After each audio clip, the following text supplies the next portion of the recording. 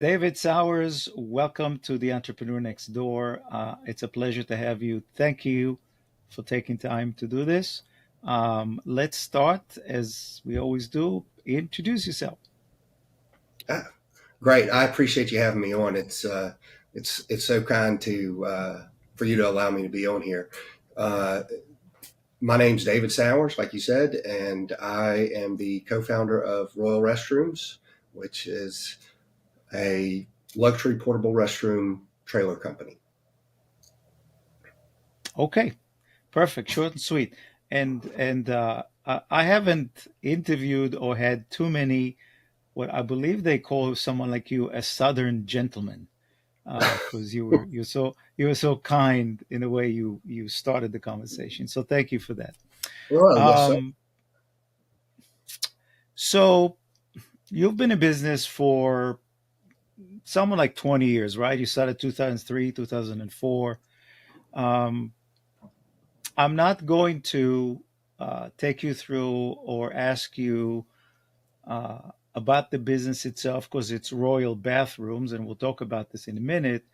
Um, we don't need to joke around or talk about that. I think it's pretty fascinating. There's a lot behind this business that really intrigued me. So let's just jump right into this. You are at I believe it was a Shakespeare in the Park event in a beautiful place in Savannah. You bring your two daughters to the event. One was potty trained, one was younger, and then the potty trained one has to go to the bathroom and you go to where all of us would typically go. Uh, I'm in New York. We call them porta potties, but I've heard you refer to it as a porta john. Same idea, right? Tell me what Absolutely. happens when you take your daughter into one of those intimidating plastic solitary confinement enclosures. Yeah, it was. I didn't even think anything about it. When it happened, it was like she had to go to the bathroom, and it's just like go over there, and then it's like, wow, that I did not. This didn't go through my head when I first went into that porta john. I wasn't thinking from her perspective. I was just, you've just always just gone in and gone out. And from a child's perspective, when I she looked down and was like, I can see poop, and it was Duty. yeah, and it was like, oh my gosh, don't touch it, and I'm grabbing her by the back of her head because she's like leaned over forward, and I'm just like, oh my gosh, this is, and you just kind of go into this panic mode. You kind of just like, what do I do? What's going on here? And so it was really kind of I wouldn't necessarily say traumatizing, but all of a sudden it was a panic situation because I didn't have like hand sanitizer like we do, that you carry all that around, and there's no bathrooms, there's no place to wash your hands, there's no lights, it's just a bucket, and it's like, okay, I don't want to lean up too close, I might touch the urinal. How do I do this? And I was holding her up in the air, and well, she ended up peeing on me because I didn't want her to touch the seat, and it was just it was such an aggravating experience that I left. I left with the two of them and went home and drew it out on a piece of paper. Measured my half bath downstairs at our house, and it's like, we can put this on a trailer. And boom. Sat it down, held on to it for a little while, and my business partner Robert Glisson, he was really the catalyst that jump started the business because I expressed to him, kind of what I had gone through and what I had talked about, and he was like, "Wow, let's do this. This is let's make this happen." So I think you and Robert, when you were, what did you do at the time? So you had two kids, right? I believe you were a commercial loan I was executive commercial or then. banker. Yes, sir. So you had a Commercial. full time job. You had a full time job in a bank. Then you go through this experience, and it's traumatic enough where, I mean, all good things, all brilliant inventions start from exactly that point, right? You have a personal experience, and you said there's got to be something better than that, right? Absolutely. It's and there really wasn't anything out there that was like this. It was considered what they did have on the market back then were very large semi trailers for like golf tournaments and major sporting events that were, but nothing from a small festival standpoint. And the price tag to rent those things was absolutely astronomical. That it was beyond reach for the normal person. And here we are in the Hmm. 21st century, and we're still accepting to go to the bathrooms like the Romans did. Yeah, actually, I mean, I've got some more questions for you, obviously, but at some point I wrote this note, and they said uh, people don't usually have high expectations when it comes to going to a hot plastic container that smells bad. You just go in and out, and because you're there for different reasons, right? But so I want to backtrack to you drew it, you do like a napkin or whatever presentation. You talk to your friend, your partner, um, but you have your full-time job. So what happens next? I mean, if you're going to start a new business that is disrupting an existing industry that's pretty common, right? I mean, there's plenty of companies that do this, or Oh maybe yes. not too many, but they're all family owned. Um, you then have to. I don't know if did you do a business plan? You have to go. You have to create and manufacture these in order to get them somewhere. You have to transport them back and forth. There are a lot of moving parts to putting something like this together. It's not an app on an iPhone, and it's not a storefront. So walk me through. You sit down, and by the way, so did you tell? I'm going to use the term in a funny way. The mother of your children that you're thinking of quitting your great banking job to do this. What'd she say? Well, to answer that question, I did not quit my job. I guess it was probably well into a year after we started Mm, that okay. the bank actually asked me, "Do you want to be in the porta potty business or you want to be a banker?" And so I was pretty much asked to resign or give up the other business. And at that point, we had started to gain traction. So it was not a very difficult decision when I was asked to leave. My wife, on the other hand, completely broke down. She nearly crumbled in our backyard like, "What have you done? You have sunk us. You have gone off this wild goose chase, rabbit hole. You don't have anything really mapped out." And as a banker, I should have had a good business plan, a solid path. But Robert and I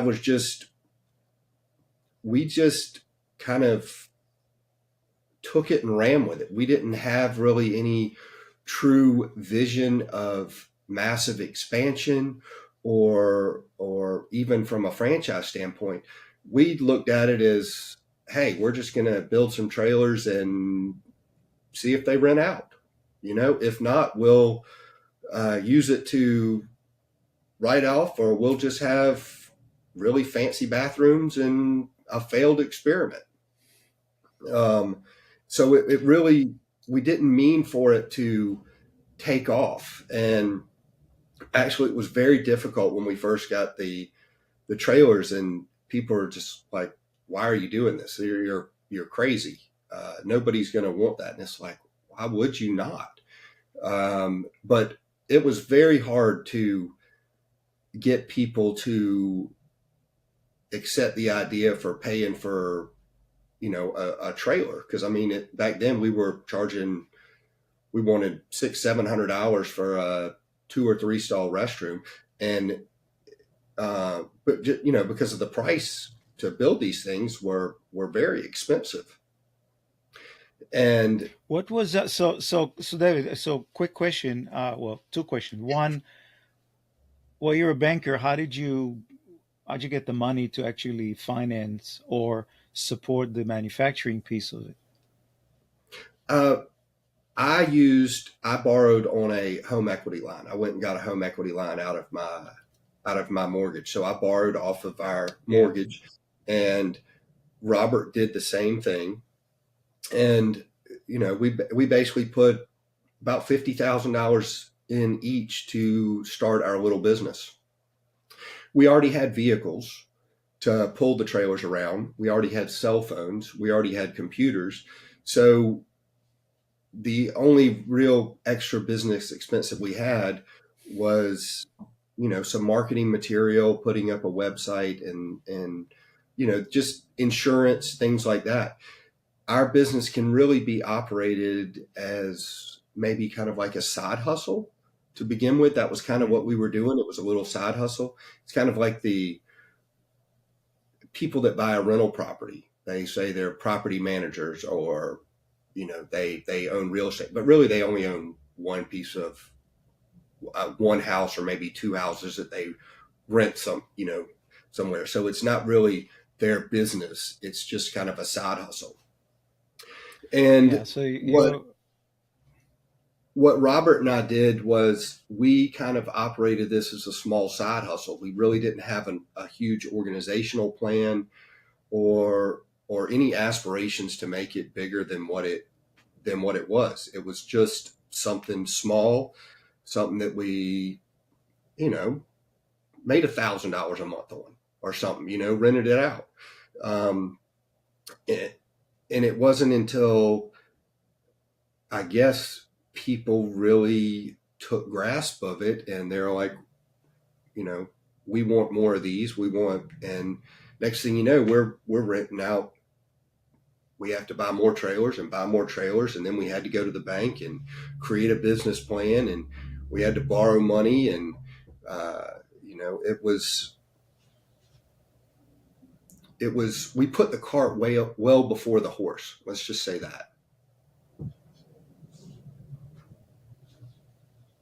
So David, but before we kind of lost connection, you were talking about you were sort of running a side hustle. You were making a little bit of money, and it sounds like the word started to get out there that there was an alternative to the existing solutions.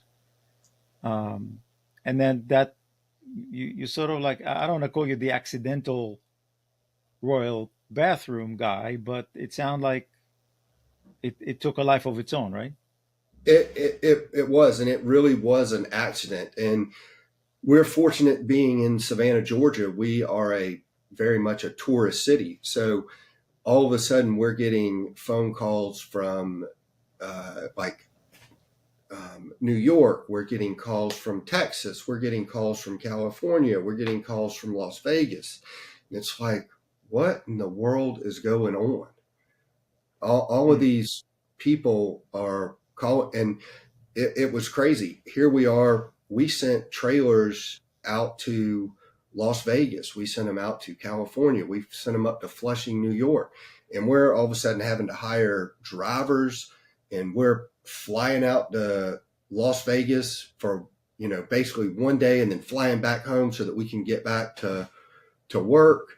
And it was really very fast paced, very uh, it we were definitely chasing our tails there at one point, Mm. because it was um, Robert and I. We just had our 20th anniversary here in Savannah, and we were talking that about how funny it was because we had to turn our phones in when we went to the Masters, and we went up for the Masters in Augusta, Georgia, the golf tournament, and we had to turn Yeah. our phones in or turn them off, and we went to go check, and we have this call from Iowa, and they need 2 restroom trailers in Iowa the next day. And we left Augusta, drove down to Savannah, got in our cars, and went to Iowa. And Hmm. we went to Iowa in shorts, our little collared shirts, our loafers or whatever you want to call it, and it's snowing in Iowa. We didn't bring a jacket. We didn't bring any like winter clothes because it's hot here in Savannah. And here we are up there in Iowa, and we've got just we brought back tons of Iowa Hawkeyes gear because that's all that they had at the Walmart that we went that was, somewhat winterized that we could wear and that was comfortable. And it, it's things like that that we just, it was wild and kind of crazy. And, sure enough that we went and we were, you know, pulling long hours and getting up and going to work the next day like nothing had happened.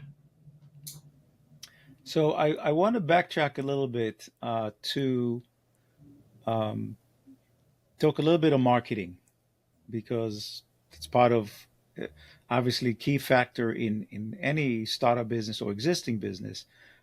You guys are sort of like have an idea, stumbling through it, word of mouth gets this thing going. But you did make one smart decisions when I was studying your business. You decided to niche in the event industry, right? So Yes, sir. you didn't want to you weren't running to everybody that needed a portable toilet and say buy for me. You focused on large scale events that absolutely needed that solution.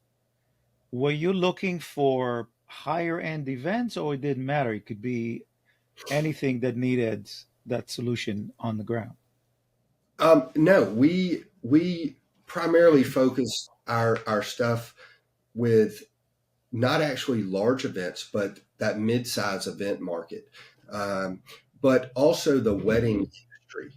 We've really focused hard on the wedding industry because we knew that if you're going to a wedding, typically it's somewhat of a black tie event.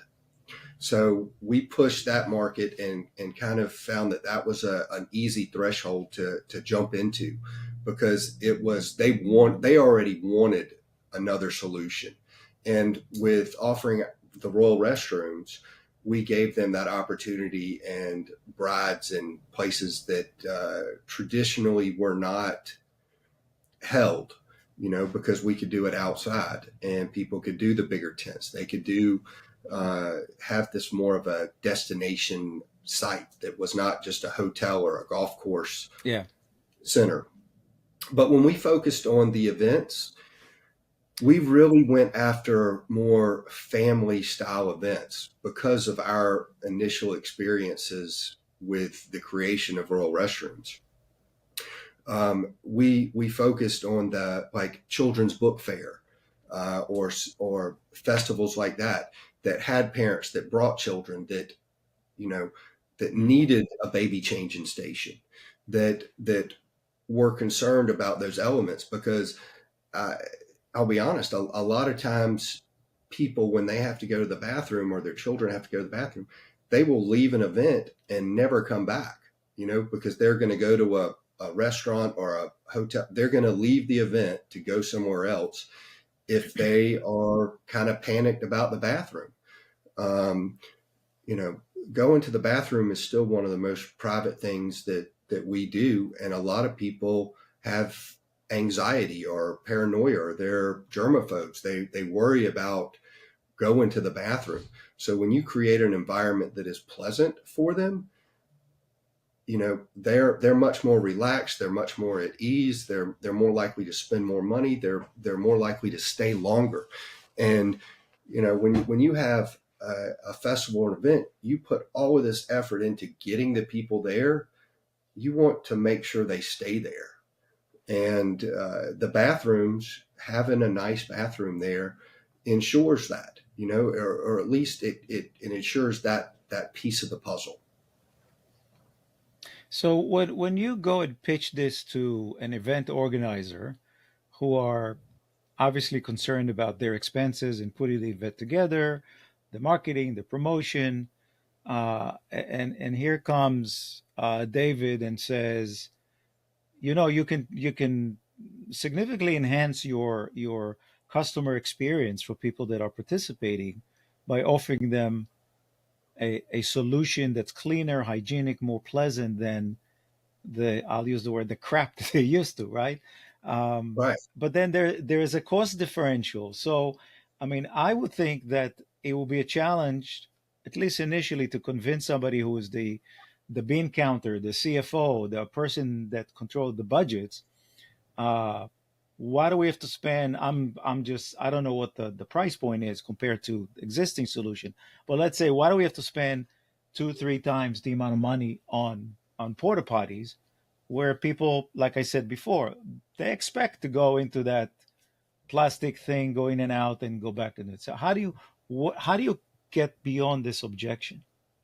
Well, I think you kind of you almost answered your question with what you were thinking. You just who is your audience and what type of event are you having? If you've got a huge sporting event where there's a lot of drinking and a lot of that type of festival going on, you have to have porta potties because you have to have the in and out, you have to have the flow, you have to be able to maintain that.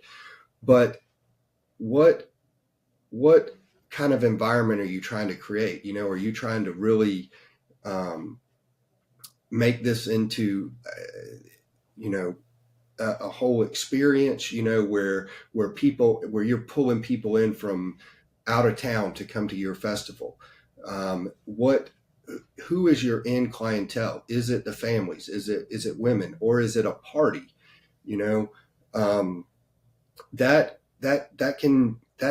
makes a lot of shift in deciding, the cost expenditure versus the Mhm. comfort of the clients, because certainly we cannot compete with the vast majority of porta johns on a large scale event, but we can enhance that VIP section. The people, the bigger ticket Yeah. items, your sponsors, your vendors, the people that are paying to be at this event even more. If I've, even if my general population out in a festival is using porta johns, the VIPs, the sponsors, the vendors that are paying me to be at this festival, um, you need to provide them something more. You need to give them something more. And I think a lot of times it goes right back down to it is uh, ask yourself the question of, if you've got to go to the bathroom, where do you want to go? What do you want to go into? Mhm. And if I'm working an event, or I'm paying a lot of money and I'm bringing clientele, if I've paid $5,000 to be this event sponsor and I've got this ticketed item, and it's a catered meal in a tent, how exactly does a porta potty fit into that environment? You know, because I don't want to Yeah. bring you know somebody there or my clients there and that's provided. I want something that completes the entire setting, that is that is befitting of the event that I'm trying to promote. And And and we and so sorry for interrupting, Dave. So we live in a Google reviews, Yelp reviews universe where people are not shy about sharing their experiences. I'm going to guess that the feedback back to the organizers from the people that came in, and again, I think the best way to impress customers is to provide them with something that's so exceptionally uh, fulfilling and pleasant when they didn't expect it, right? So I don't think they promoted the event by saying, "Oh, by the way, when you have to go to the bathroom, there's a royal porta potty for you." But when they got there, the feedback that the organizer would get, and I think you did a great job explaining, at least to me, the brilliance behind your strategy, right? The organizers, the vendors, the guests that come in, the VIPs. Yeah, you're now enhancing the entire event in a way that's very, very personal. And I'm sure they've heard a lot of feedback. Wow, that bathroom thing was amazing, right? We didn't expect that. Right, and that's typically the feedback. From our perspective, but from an event perspective, or from a coordinator's perspective, you know, everybody is going to go to the bathroom at your event. Everybody is not going to see every item that you've paid a ton of detail to. It's just like not everybody is going to really admire the ice sculpture or eat the shrimp cocktail, but they are going to all go to the bathroom. So the second thing is most people ask where's the bathroom, and they'll either come back and be like, did you see the bathroom? Wow. And how many people take pictures of the bathroom is crazy, but the other people will ask other people, did you go to the bathroom? Have you been to the bathroom? What kind of bathroom is it? And a nice bathroom, an exceptional bathroom, everybody's going to say that it was exceptional. If it was horrible, they're going to also say it was horrible. If it was just plain, they're just not going to talk about it. But you either get rave reviews or a horrible review, and So, that is something that people talk about. They just talk about it. so David, help me and my audience. I want to visualize where we say royal bathroom, right? Um, the visual image that I have is the one that I've always gone to, right? The porta potties where there's a latch that says green or red, and you all and honestly, I always hold my breath when I go in there. I don't care how new it is. And you walk in, and there's a thing, there's a hall, and you can see all the deposits there, and that's it. So, describe how this is different? You said it's on a trailer. Is it higher up, and there you have to go up the stairs? So, try and visualize what makes this royal. Um, Absolutely. So when it's on a trailer, we have the holding tank under the trailer. So you do have to walk up some steps. And most of them have a nice platform or a larger step so that you can step down onto, to keep your to balance, and it's safely designed, I guess, for convenience. But when you walk in, yes, it's like going into a regular bathroom at your home or a restaurant. When you walk in, you have a porcelain sink, you have Corian type countertops, you have mirrors in there, you have LED lighting, you have a real flushing toilet, but it's also climate controlled, heated and cooled. It also has some of them have radios in them as well, but you have some stylish decor from the walls and pictures. But you're able to the most important thing is you're able to go to the bathroom in a little bit of space and a little bit of uh, privacy, and you can wash your hands. You can make sure that you don't have anything on your face. You can wipe, dry your hands, and it's a normal, I guess, it's the same Mm. experience as the one that you would have at your house. Wow, that's that's incredible. I mean, I didn't realize there was a full functioning restroom that's actually in the field. And when you go in, it's not intimidating, and it's pleasant. Yes, and that's the thing. It's with it being climate controlled, with the real flushing toilet, with washing your sinks, you don't feel dirty when you've come out, or you don't feel cringy, or that you need to do something because uh, you've gone to the restroom like you should. Mhm. So um, you have a good business going. It's sort of growing organically because people are served in a way that they didn't expect to be served. You enhance the experience of all these events at another dimension of something that allows the event itself to be at a much higher level. Uh, and then you get a nasty letter from the Attorney General of Georgia I that actually, yes, says, we it wasn't Georgia. It was, I think it was Maryland. "Oh, okay, Uh, it was Maryland. We had done an event at I think it was the governor's mansion, or it was some state representative or something up there, and the attorney general from Maryland was there, and he wrote us and told us that we were a franchise and not we could not be selling or promoting a business without a franchise. So we were forced into becoming a franchise back in 2007 or 2008. but Uh, prior to it, you were licensing in different yes, territories so people can use your name and they told you no, that doesn't work. You're a franchise, that's correct. Because we were which is authorized, the trailer on the back had said business opportunities and our phone number.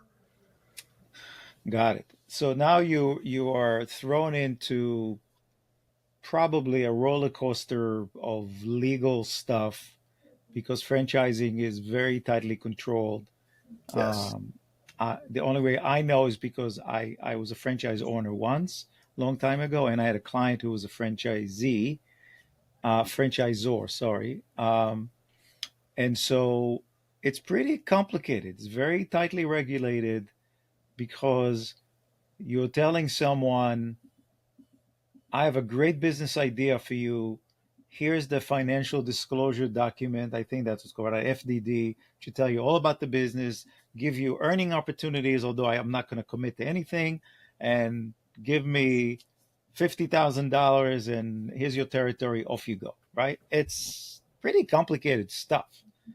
it it it's very complicated. It's very expensive.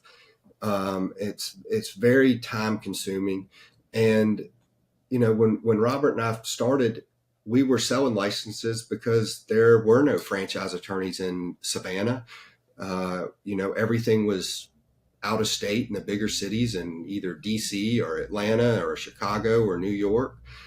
So it was very difficult in the beginning, and even now it's like, goodness gracious, we have to, there's so much to do that it's a whole nother full-time job just to manage that side of the business, and it's very expensive, and just the different filing fees and the different states, and it's just sometimes it gets overwhelming, and it's hard to stay in control of that. But the the crazy thing about franchising is, I think a lot of franchise people that go and buy franchises, they assume that they're kind of just buying a success, and they're not. We're selling what we know how to do to make you a success. We're not selling a success. We're selling the tools to make you a success. And a lot of people that I've spoken with, they buy a franchise and they don't really do anything. They expect that because they bought into something that it's just going to happen. And like with any business, you have to put the time into it. You have to work the business. You have to earn what you get back. There's only so much that a franchisor can do, but yet so many people think they deserve what, I guess they have that expectation of success because they think that they deserve it because they bought it. And you have to work it and you have to earn it before you can deserve it. Right. I And mean, all you're buying we could call it a business in a box. You're buying a business in a certain niche industry, whatever you want to call it, with a manual of what you should do based on your experience of how to make this a success. But like you said, it doesn't happen because you bought the franchise. I remember when I finished my franchise training and came home, um, I sat around in my brand new office and looked around and got scared shitless. I said, wait a minute. I got to make this work. I got the manuals, I got everything I need. The tools were there. I had a website. By the time I got back home, I already had my own website. But then it's not handed to you, right? You have, it's your business. The advantage is you're not going to waste time and money, mostly time, trying to, through trial and error, try to figure something out. You've given them the recipe, right? You're going to follow the recipe. Maybe the first time the dish is going to come out okay.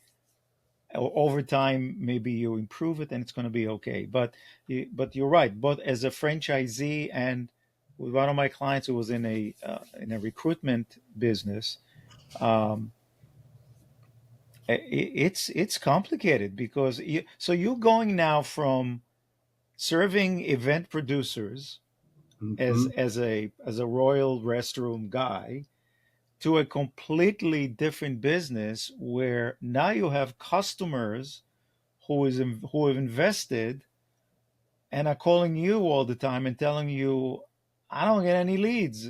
Things are quiet. The phone's not ringing. And you tell them, well, get out there, right? I gave you the manual of how to do marketing to go out and sell and promote. And right, it's a completely different dynamic. Yeah, it's it. We do. I like to think from our perspective, and you have a franchisee's perspective, and you have a franchisor's perspective. And at the beginning, everybody's like, "Oh, love you, everything's wonderful, and everything's great," and you know, you still have that. We're very much a family run business. We operate as a family. We're not hardcore strict on anything. We want you to be, this is your business. We want you to be successful. We want you to run it. We're not going to micromanage you. That's not what we want to do. We're all adults, we're all entrepreneurs, we're all leaders. You know, if you know, so you've got a bunch of alpha people, put together, and I mean, you're going to butt heads. So you want them to do that. You want them to run their business the way that they want to run it, as long as it doesn't mess up anything with any of the other offices or tarnish our name in somehow. You Hmm. and what we preach is, hey, this is what works in this territory. This is what works from our experience. Whatever you can do to enhance that or tell us differently, that's what we're here to do. We're here to promote it. Um, but one of the things that's, we have a tremendous web presence, and we were very happy about our results as far as advertising and stuff. We charge a 6% on gross royalties fee. That's what we get in. But out of that, we put 2% back into direct local marketing. So we it, we pay for an additional 2% of their gross royalties in each one of the different markets. And at the conference, we were a lot of people were just like, "Oh, I thought you just paid for all the marketing." And this is not everybody. This is just a couple people. And we're like, "Well, we promote some marketing, but we don't do all of your marketing." And I'm like, "You you grossed $1 million last year. What do you mean you didn't put any more money into any marketing anywhere else? Like, Hmm. marketing should be, 15 to 18% of what you do. We only we only paid 2% in. I think you did pretty daggum awesome if you grossed, you know, uh, 2 million. I mean, if you grossed $1 million and uh, we only spent $20,000 on advertising, I think we did a hell of a job. you know, You did, um, yeah. but we each office has got to make sure that they do their part. Each business owner's got to make sure they do their own part. One of the things that we do is in each one of our franchises, we make every office do $25,000 of in-kind donations to nonprofits and community events, community involvement, because community, I mean, that is such a huge enhancement of in social impact within our community. I mean, those are the people that support us and has made it possible for us to be here. So we want to make sure that we give back to the community and be actively involved, because a lot of these nonprofits can't afford the facilities that we have, and so we want to make sure that we're in there to be a part of the community, and Mhm. it's really a great feeling overall. My business partner Robert and even Kim across the street at our local office, we added up. We've done in our 20 years of business in the Savannah local area, we've done, I think it was close to or either over $2.5 million of in-kind donations since we first started, and that's a huge impact to a lot of different organizations. Not just one organization that we really sponsored and cook up, but you know we help out some 60 different organizations, nonprofits every year, 60 to or more in the Savannah community, and that's And just good a a and big impact and a good feeling. and good for you for being genuine about your desire to support your community.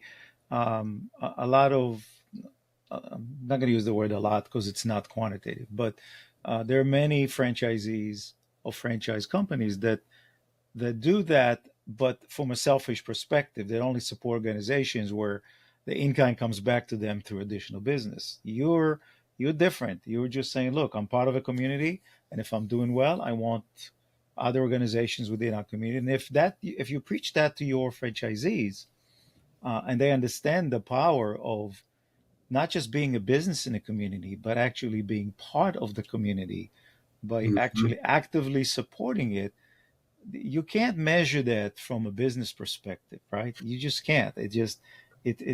For me, it's like you should go into business not because you want to make money, but because you want to do something good. You want to make an impact. You want to change lives. So yes, you change lives by giving people a much higher experience, a better experience when they go to the bathroom and events, of course. But that's not the point. The point is um, what I've always believed in, that the successful companies that I was lucky to be part of and coach and know of are the ones where the leaders and the owners share the wealth. They share the wealth first with the employees. To me, that's my pet peeve. Your first is with the employees, and then you go outside and you do everything else. Because without your team, you can't do this on your own, right? People need to be to feel that they're part of the business. When you do well, they do well. Okay, great. There's money left overs. Let's support the community that we live in. So David, um, your wife collapsed on the lawn when you told her you quit your job.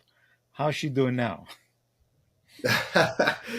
well, well, that I well, let's just say my wife, my first wife, that when we started this, we divorced, but she is doing wonderful.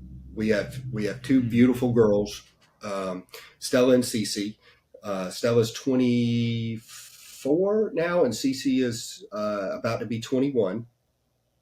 Um, but I remarried a few years ago to my wife Christy now, but you know Charlotte was, she was a trooper. She stood behind me. She was, uh, you know, we weathered the storm. We weathered the storm together. Mm. It was a trying time. It's difficult to start a business, be, you know, it's difficult to make that transition period. It's tough. I traveled a lot. Uh, I, I I lost a lot of family time trying to make sure that my business was successful. Um, Mhm. and that's I'm sure that And I'm you not so different from a lot of other people that may have made some wrong sacrifices when they shouldn't. But you don't know you're doing that until it's too late. Well, it's not wrong because that's part of the process. You can't build a business by sitting at home. You have to go out there and you have to sell and you have to market and you have to make connections and you have to travel. And it's painful. I've traveled my entire career internationally, but I've made a rule to myself early on and I stuck to it that I would never, ever miss any important event in my family's life. So there will be my two kids and my wife. Concert, soccer game, anything. I would never miss it because of work. And that's what I said to my employers. I said, I will work my ass off for you, but I'm not missing my son's soccer game or his concert or my daughter's dance recital or my wife's birthday. Not doing it. Everything else is open, but this is not. And I managed to do this. I rearranged travel around events. I remember there was one huge, one of the largest medical shows in the world takes place in Germany. And for whatever reason, they schedule it many years just when Thanksgiving is for us. And I said, and I was a key executive in the company. I said, I'm not going. I refuse. It's the biggest, one of the biggest events in the world. Uh, Not going. So the years that it didn't conflict, they were able to go. The years that it got, I refused to go. Don't want to do it. Not everybody can do it, and yes, you sacrifice. But as you point out, you need a strong partner behind you to go through the process of building the company, to be able to come home and sit on the couch with your wife with a glass of wine and just Mm-hmm. enjoy that moment and not talk about business because it's grueling and it's a roller coaster ride. You need that peace of mind and tranquility that comes from knowing that you have somebody that's supportive. So that's super important. I'm not talking about Robert as your partner. That's different. You walk through the door, it's the family inside, and you try not to bring it home.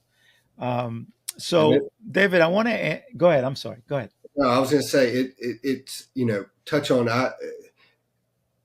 man, kudos to you for being able to keep that structure in your life that and because I have felt very guilty for a lot of things.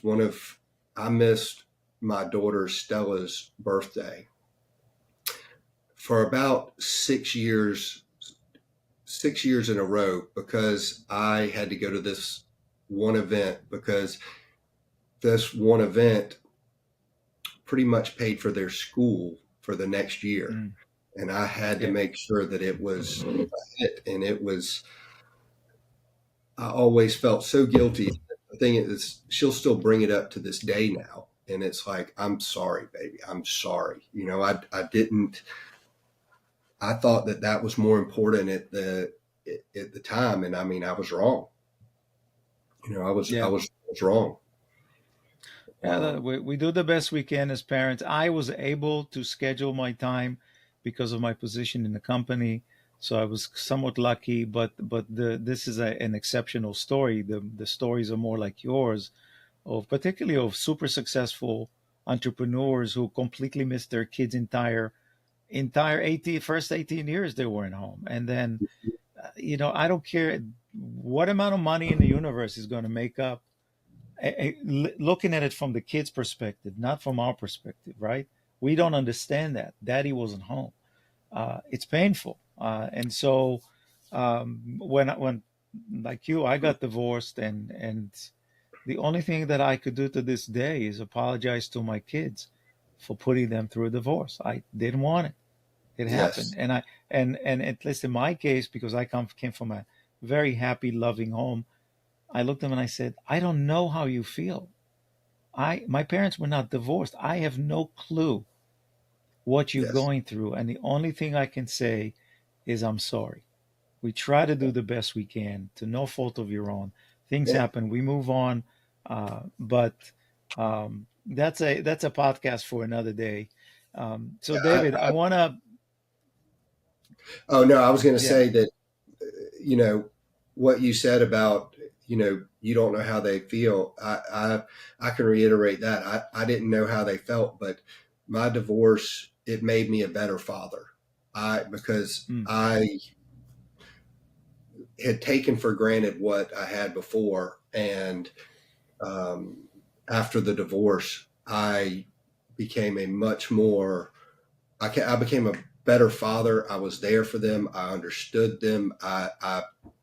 You know, I changed my entire life for them yeah, to make up for it. good, I guess. good, good, So, good for them, and of course for you. So David, I'm going to ask you a tough question. It's not tough because it's tough, but because you probably have a bunch of answers. But pick one, please. One lesson you learned in your entrepreneurial journey that you feel is the most impactful for people who are watching and listening to your story. If I'm somebody who's either considers being a franchisee or start a business, or somebody already in business, what is one lesson that you think is the most you were most impacted by? I think it would be taking the chance, taking following your dream. So many people, they hold themselves back because of the unknown. The grass is not necessarily always greener on the other side, but you don't know until you tried it. And I think so many people, and myself included, we don't like change. We fight the change even when we know we want to do it. We come up with excuses to not do it. And I think the thing is, you have to go for it, and you have to step off that cliff, and you have to push forward. You have to do the uncomfortable to be comfortable again.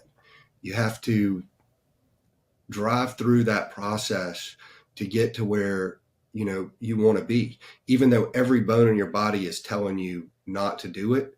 You have to take that chance, and you have to take that leap of faith. And you know it all starts when you truly believe in yourself. Once you believe in yourself, other people Mhm. will pick up that vibe, and they will support you. They have your back. They will buy into it. And I think that is one thing that holds a lot of people back. And it's, you know, every successful person that you talk to, or business persons you talk to, they've taken that leap, and they've had the support behind them. Yeah, yeah, and so you as you're saying, you the taking the leap is you have to take a risk if you want to get somewhere in life, and beyond that, when you take the risk, you have to recognize no one's going to do the work for you. And that's kind of like a message for your franchisees, right? It's a message for everybody who's a business owner, but it's a message for especially for franchisees who are investing and expect, oh, so things are going to happen. No, no one is going to do the hard work for you. You take the risk, you invest, you quit your job, you borrow, do whatever you have to do. Um, and unfortunately, we live in a universe 2024 with a whole generation of kids who were born into the internet that expect things to happen because you're just gonna Immediately. press buttons on a keyboard or play with your thumbs and things are gonna happen. And uh, let's have to understand. There's one thing that I've seen in my 40 years in business, that there are no shortcuts and there are no hacks and there are no formulas, and there's absolutely no replacement for hard work. If you want something to happen, you work towards it, and you're going to fall and you're going to trip. You watch a baby learn how to walk, you'll see them take two steps and they fall and they get up. This is how you get somewhere, and no one's going to do it for you, right, David? Absolutely. You have to put in the work. You have to. It's okay to fail. You know, just means you try again. Yeah, absolutely. All right, David, this has been fascinating. There were no jokes about the royal, you know what? This was actually a great conversation from an entrepreneur standpoint. I will put in my show notes how people can find you and get in touch with you if anybody's interested in the franchise or they know somebody that runs events and could use it. Thank you again for taking time to do this. It was great. I appreciate it. Look forward to talking to you again. And again, thank you very much. It's been my pleasure. Thank you.